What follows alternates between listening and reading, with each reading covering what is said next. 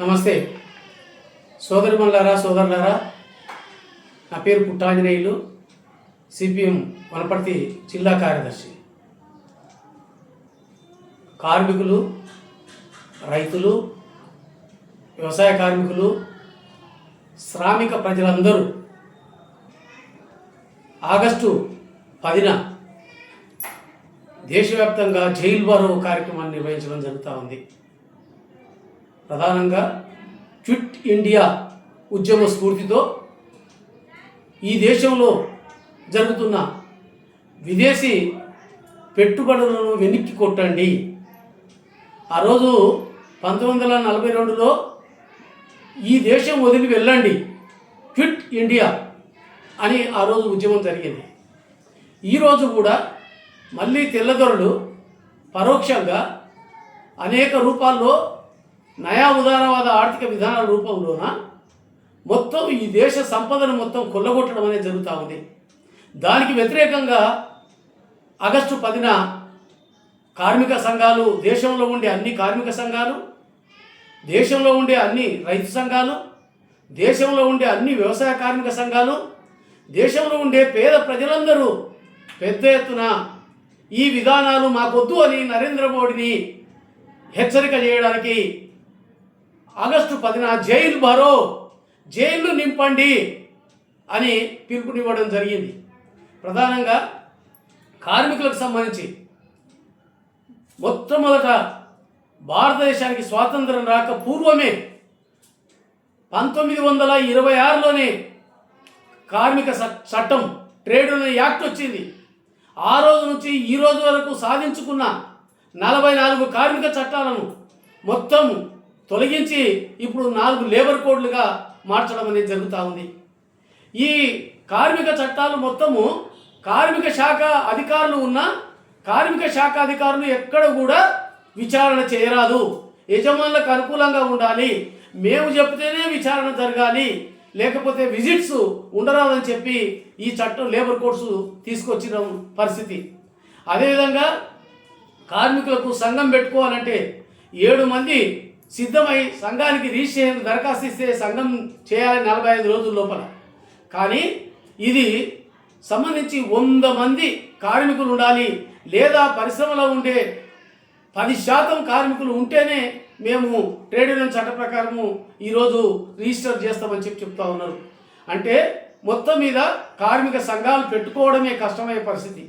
అదేవిధంగా సంఘం పెట్టుకునే హక్కే కాదు, సమ్మె చేసే హక్కు లేకుండా చేస్తూ ఉన్నారు. 15 రోజుల ముందు సమ్మె హక్కు సంబంధించి చట్ట ప్రకారం దరఖాస్తు ఇచ్చి సమ్మెలోకి పోవచ్చు. ఇప్పుడు వచ్చిన లేబర్ కోడ్స్ వల్ల, జూలై 1 నుంచి వచ్చిన లేబర్ కోడ్స్ వల్ల ఇప్పుడు ఏమొస్తుంది, 60 రోజుల ముందు సమ్మె నోటీస్ ఇవ్వాలి. 60 రోజుల ముందు సమ్మె నోటీస్ ఇచ్చి వారం 10 రోజుల్లో చర్చలు జరుపుకొని యజమాని చెప్పినట్టుగా కుక్కిన పేరు రేఖ కట్టు బానిసలాగా నీవు ఒప్పుకొని తీరాలి. లేదు నేను పోరాడతా అని సమ్మె చేస్తా అని చెప్పారంటే నీ ఉద్యోగం పోతుంది, నీ ఉపాధి పోతుంది, నిన్ను తొలగిస్తాము అని చెప్పి ఈ చట్టం చెప్తా ఉంది, లేబర్ కోడ్స్ చెప్తా ఉన్నాయి.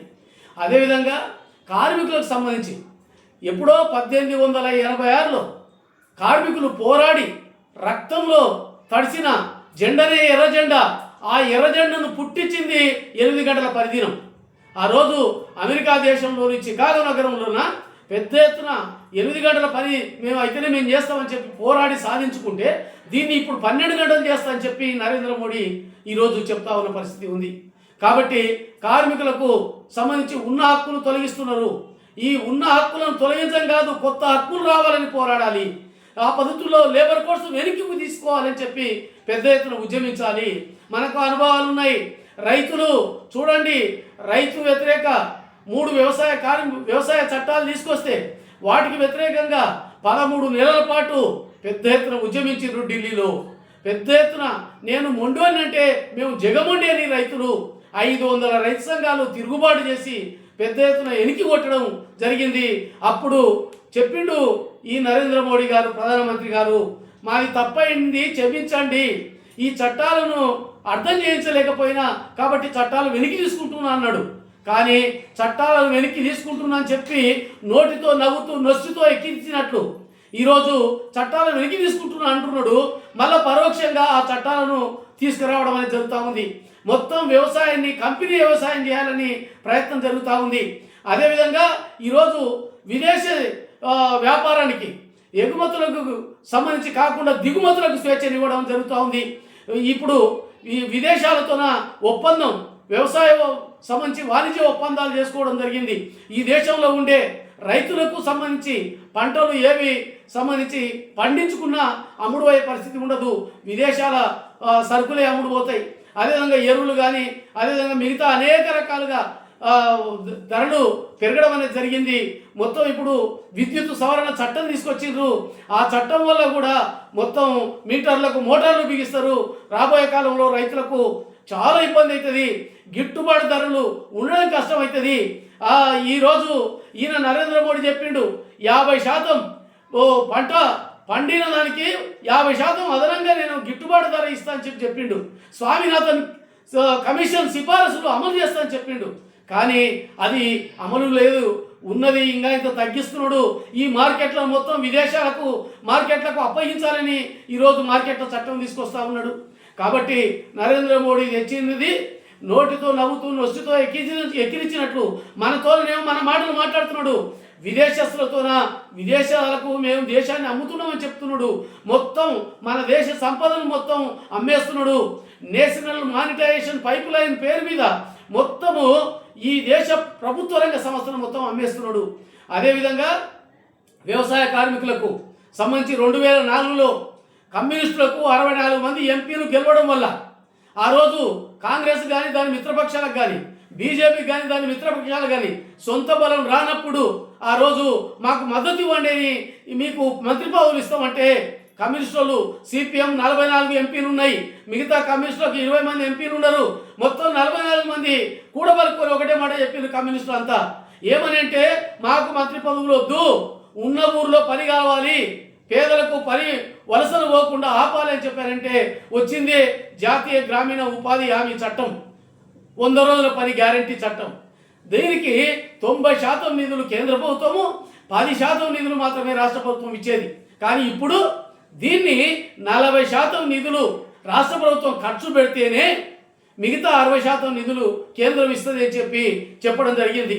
మహాత్మా గాంధీ జాతీయ గ్రామీణ ఉపాధి హామీ చట్టాన్ని దాని పేరు మార్చడం జరిగింది. మహాత్మా గాంధీ పేరు తొలగించేసి నాథూరామ్ గాడ్సే పేరు పెట్టిండు. విబిజీ రామ్జీ చట్టం తీసుకురావడం జరిగింది. దీంతో 40% నిధులు సంబంధించి జూలై 1 నుంచి 40% నిధులు రాష్ట్ర ప్రభుత్వాలు భరిస్తేనే కేంద్ర ప్రభుత్వం 60% నిధులు వస్తుంది. అంటే మనం మొత్తుకుంటున్నాం ఉన్న ఊరిలో పని కల్పించాలి. మున్సిపల్ పట్టణాలకు సంబంధించి పట్టణంలో కూడా మున్సిపాలిటీలో కూడా ఉపాధి హామీ పని కావాలి. అదేవిధంగా 600 రూపాయల కూలి ఇవ్వాలి అని చెప్పి పెద్ద ఎత్తున ఉద్యమాలు వ్యవసాయ కార్మిక సంఘాలు అదేవిధంగా వామపక్షాలు అనేక రకాల పోరాటాలు చేసినా దాన్ని పట్టకుండా వాళ్ళు ఇష్టం వచ్చినట్లు యజమానులకు అనుకూలంగా మార్చడం అనేది జరిగింది. కాబట్టి పేదల శత్రువు బీజేపీ అనేది మనం అర్థం చేసుకోవాల్సిన అవసరం ఉంది. దీనికి వ్యతిరేకంగా ఆగస్టు 10న జరుగుతున్న జైలు వారో పెద్ద ఎత్తున కార్మికులు, రైతులు, కూలీలు, పేద ప్రజలందరూ రావాలని సిపిఎం పార్టీ మీరు చేసే ప్రతి పోరాటానికి మేము సంపూర్ణ మద్దతు ఇస్తామని ఆగస్టు 10న జరిగే ఈ పోరాటానికి జైలు బారో కార్యక్రమానికి సిపిఎం పార్టీ వనపర్తి జిల్లా కమిటీ సంపూర్ణ మద్దతు తెలియజేస్తుందని చెప్పి తెలియజేస్తున్నా.